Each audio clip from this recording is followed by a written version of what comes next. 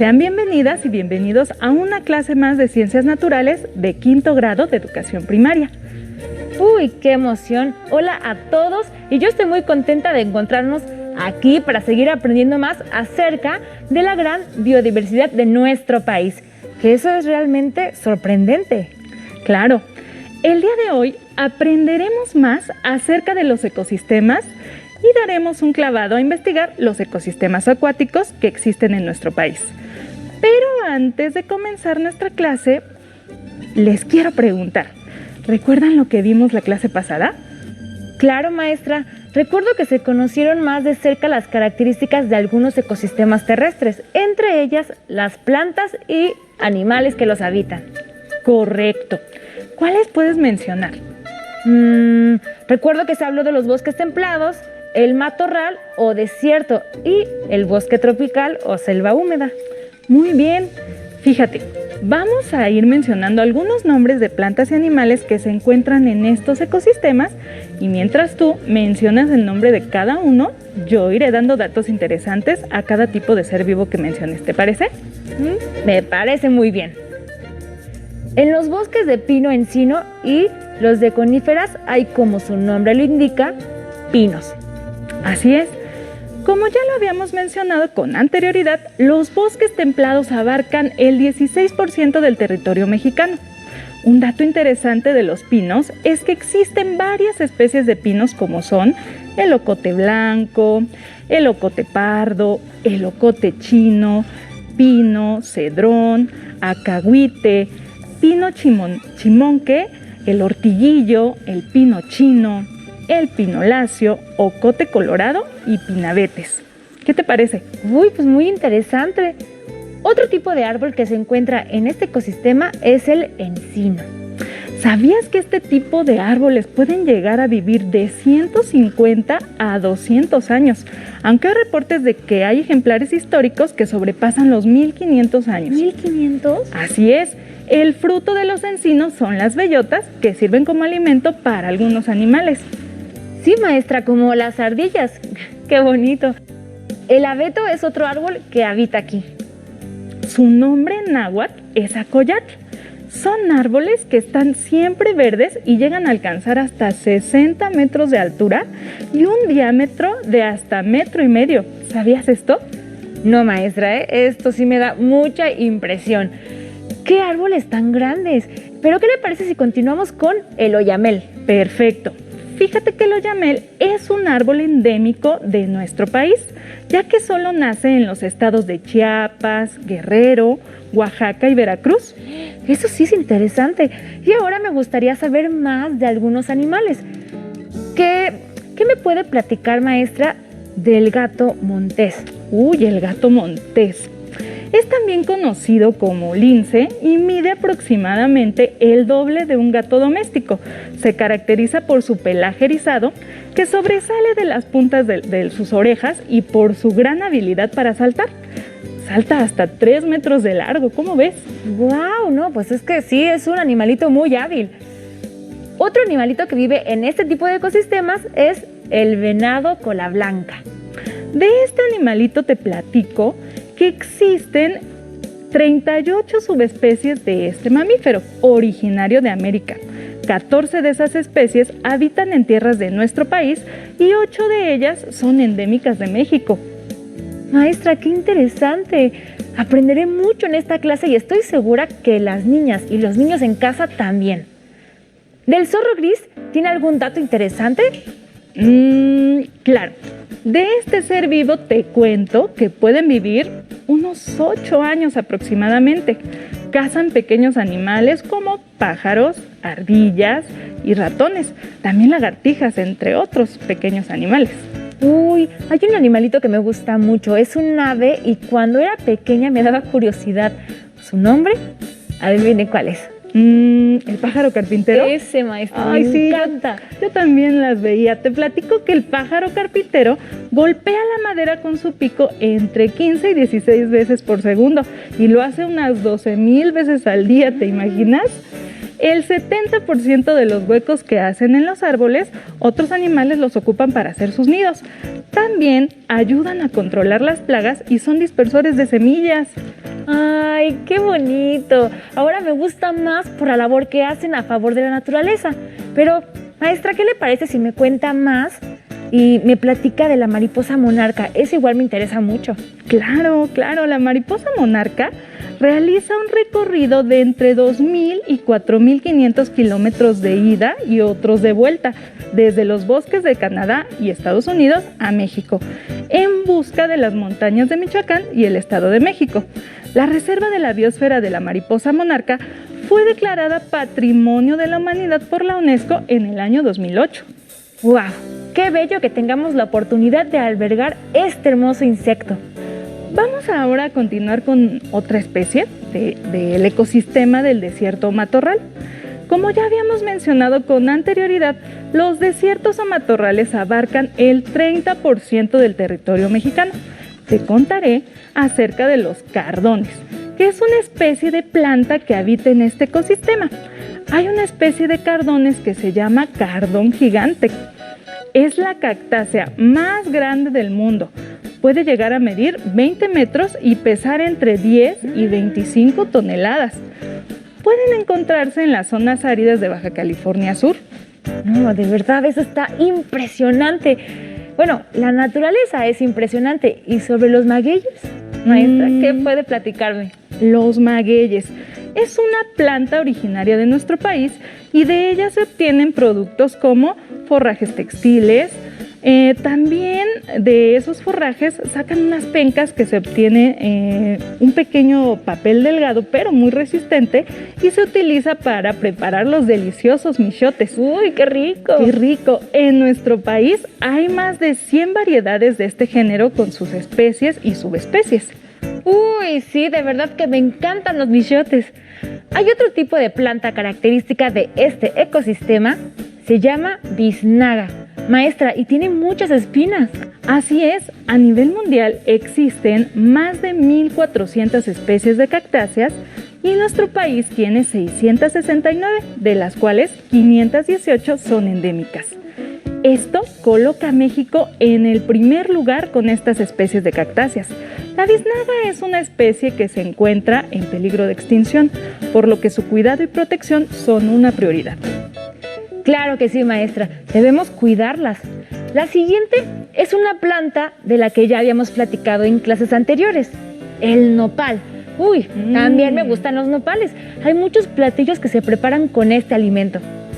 Exactamente, es muy saludable aparte. El nopal es una planta representativa de México, la cual está plasmada en nuestro escudo nacional. Es un producto agrícola de origen mexicano. Se producen anualmente más o menos 802,000 toneladas de este cultivo. Hablemos ahora de animales que habitan en este ecosistema como el tecolote. Uy, sí, el tecolote habita en zonas de México, Estados Unidos y Canadá. Sin embargo, en aquellos países del norte su existencia se encuentra en peligro de extinción. En nuestro país es una de las especies amenazadas, por lo cual es importante mantener su existencia cuidando sus ecosistemas. Así lo haremos. Otra especie de este ecosistema es el borrego cimarrón. Así es también conocido como carnero de las rocosas y se distribuye de manera natural desde el oeste de Norteamérica hasta el estado de Baja California Sur, así como en el noroeste de México. Existen 6 subespecies, de las cuales 3 de ellas se distribuyen de forma endémica en el territorio nacional. El siguiente animal que veremos a continuación es el puma. ¿Qué podría contarnos de este animal, maestra? Claro que sí. Pues les platico que el puma es, después del jaguar, el felino de mayor talla en América. Habita en varios ecosistemas del país, desde el nivel del mar hasta 4.000 metros de altitud. Ataca de manera excepcional al ganado cuando hay escasez de presas naturales y no representa un peligro para los seres humanos. La presencia del puma en áreas naturales protegidas es indicador del buen estado de salud de los ecosistemas. Por esta razón, es muy importante su conservación. ¡Qué interesante! Ahora viene otro animalito y de ese yo tengo un dato muy interesante. El correcaminos. ¿Sabían que tiene una gran cola que le sirve de timón cuando emprende la carrera y hace giros rápidos y alcanza velocidades de unos 32 kilómetros por hora? Pone de 2 a 6 huevos que incuba durante 20 días aproximadamente. Qué gusto que te intereses por conocer sobre los animales. Sí, la verdad que sí, maestra. A mí me gustan mucho estos temas. Me interesan. Qué bueno. Ahora les hablaré sobre algunas especies del bosque tropical o también llamada selva húmeda. Para comenzar, les contaré que México posee 31 millones de hectáreas de bosques tropicales. La ceiba es un árbol que está en este ecosistema. Si los has visitado los estados de Chiapas, Tabasco, Campeche, seguramente sabrás que son lugares en donde llueve mucho y habrás conocido árboles muy grandes y frondosos como este.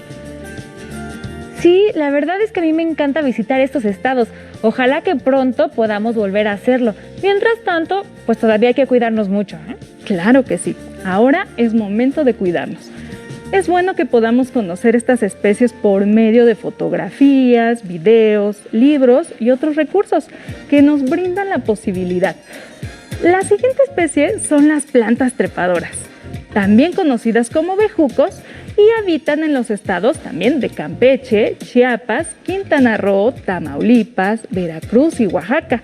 Son un grupo muy importante porque representan una fuente de alimento para los animales y permiten el movimiento sobre las copas de los árboles de las especies arborícolas. ¿Qué te parece esta información? Muy interesante. Hablemos ahora de la guacamaya roja. Esta especie se distingue por la belleza de su plumaje color rojo escarlata, amarillo y azul en sus alas. Generalmente pone entre 1 y 3 huevos por temporada de anidación. Es un animalito que desafortunadamente se encuentra en peligro de extinción, por lo que es importante cuidarlo. Ay, maestra, qué mal. La especie que veremos a continuación es el mono aullador. ¡Claro! Hay 2 especies de ellos, los pardos y los negros. Dependiendo de la especie y cuando son adultos, los machos pueden llegar a pesar en promedio de 7 a 10 kilos y las hembras aproximadamente de 5 a 6 kilos. Pueden llegar a vivir alrededor de 20 años y se les conoce como monos aulladores debido a las fuertes vocalizaciones que emiten para avisar su ubicación a otros grupos de monos, que pueden escucharse a kilómetros de distancia. Ya me imagino. Pero para terminar, hablaremos del tapir y de la rana de ojos rojos. Maestra, ¿qué nos puede contar sobre estas especies que habitan en los bosques tropicales? Ay, claro que sí. El tapir también es conocido como danta o también se le llama anteburro o tapir mesoamericano. Este mamífero juega un papel importante en la dinámica del equilibrio de los bosques tropicales por los procesos de dispersión y depredación de semillas de numerosas especies vegetales. En lo que refiere a la rana de ojos rojos, les platico que los machos miden de entre 5 a 7 centímetros, las hembras pueden llegar a medir de 4 a 6 centímetros y pesar de 6 a 15 gramos. Son de hábitos nocturnos y se alimentan principalmente de insectos, especialmente grillos, polillas, moscas, saltamontes, así como algunas otras ranas más pequeñas. ¿Qué te pareció toda esta información? Muy interesante, la verdad que sí. Súper interesante. Pues hemos dado un repaso a todo lo que se vio en la clase anterior. Muy bien, al igual que los ecosistemas terrestres, los ecosistemas acuáticos están conformados por los mismos componentes físicos y biológicos que son el agua, el suelo, la luz, la temperatura, el aire y por supuesto los seres vivos, y que también entre ellos llevan a cabo interacciones que favorecen el equilibrio de los ecosistemas. Y supongo que al igual que los ecosistemas terrestres, en México hay una gran diversidad de ecosistemas acuáticos. Claro, los ecosistemas acuáticos los podemos encontrar a lo largo y ancho de la República Mexicana. Entre ellos están los ríos, lagos, manglares, así como los humedales. Y se pueden dividir en 2 grandes grupos, el de agua dulce y el de agua salada. A continuación, describiremos algunas de las plantas y animales que podemos encontrar en ellos. Pues yo estoy más que preparada para seguir viajando por México y conociendo sus maravillas naturales. Empecemos por los ecosistemas de agua dulce, que son los ríos, lagos y humedales. Los podemos encontrar en una gran variedad de climas, ya sea templado, tropical, incluso áridos y semiáridos. Entre los seres vivos que habitan en estos ecosistemas están las plantas acuáticas, los peces, anfibios, reptiles, insectos, moluscos y crustáceos. ¡Wow! Vaya que hay una gran diversidad de seres vivos en estos ecosistemas. Moluscos y crustáceos de agua dulce. Así es. Para conocer más de ellos, los invito a ver el siguiente video con Avio, con vida el agua. En México viven cientos de especies que dependen del agua dulce limpia. Entre ellas hay más de 200 plantas acuáticas, como lenteja de agua, orquídeas y nenúfares. Alrededor de 800 crustáceos como pulgas de agua o langostinos. Cientos de especies de insectos como efímeras, barqueros y escarabajo buceador. Y entre los más conocidos se encuentran las libélulas y caballitos del diablo con aproximadamente 350 especies. Más de 500 especies de peces de agua dulce, como carpas, charales y guppies. Alrededor de 300 especies de anfibios como ranas, sapos y ajolotes. Cerca de 60 especies de reptiles, como las tortugas de río, culebras de agua y cocodrilos. Además, un gran número de especies de aves acuáticas, como garzas, gansos y martines pescadores. Y cerca de 40 especies de mamíferos, en donde se incluyen la nutria, castor y tlacuache de agua. ¡Wow! ¡Qué impresionante! Son más de 1,750 especies las que habitan o dependen del agua dulce en nuestro país. ¿Saben algo? El ajolote es mi preferido. Me encanta su sonrisa, como la de nuestro amigo Ajolisto, que me cae tan bien. Ay, sí, qué lindo Ajolisto. Además, recuerden que este animal tan bello es endémico de México, es decir, que no se encuentra de forma natural en ninguna otra parte del mundo, más que en los ecosistemas de agua dulce mexicanos. Oigan, ¿y podrían mencionarme algunos de los más importantes del país, de los ríos más importantes del país? Yo digo que el Grijalva, que está en Chiapas y Tabasco. Ay, sí, claro. O el Usumacinta, que también está en el bello estado de Chiapas y llega al estado de Tabasco. O el Coatzacoalcos en Veracruz. Y si seguimos, la verdad que no acabamos nunca con tantos y tan bellos ríos que hay en México, o bueno, lagos. Yo recuerdo el bello lago de Pátzcuaro, en Michoacán, al que fui varias veces cuando era una niña. ¡Qué bonito! Otro importante es el lago de Chapala en Jalisco. Incluso en el cráter del Nevado de Toluca están los lagos del Sol y la Luna. Me encantaría poder conocer el Nevado de Toluca, maestra. También mencionó que los humedales son parte de los ecosistemas acuáticos. ¿Nos puede hablar más de ello? No me resultan tan conocidos. Claro, con gusto. Los humedales son zonas de transición entre los ecosistemas terrestres y los ecosistemas acuáticos de poca profundidad. Entre los humedales están los pantanos, los cenotes, ciénegas y manantiales, entre otros. También están los construidos por el ser humano, como las presas y los bordos, también los estanques. Pues sí conocí algunos humedales, aunque no con ese nombre, los conocía como cenotes o pantanos. Ya que lo mencionas, ¿qué te parece si leemos algo de nuestra cajita de datos curiosos? ¿Puedes leerlo, por favor? Sí. ¿Sabías que cenote es un término que solo se utiliza en México y proviene de la palabra maya sonot, que significa abismo? Existen cenotes abiertos, semiabiertos y de caverna. En nuestro país se ubican exclusivamente en los estados de Yucatán, Quintana Roo y Campeche. Tienes mucha razón. Ahora hablaremos acerca de los ecosistemas de agua salada e iniciaremos por los manglares. Además, he escuchado que son muy importantes porque sirven, por ejemplo, de barrera para proteger las costas de los huracanes. Es cierto. Y para conocer más acerca de este interesante y hermoso ecosistema, veamos el siguiente video para después comentar acerca de él.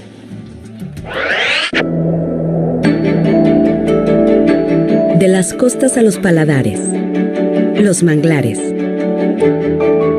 En las costas de nuestro país, los manglares emergen con su verdor.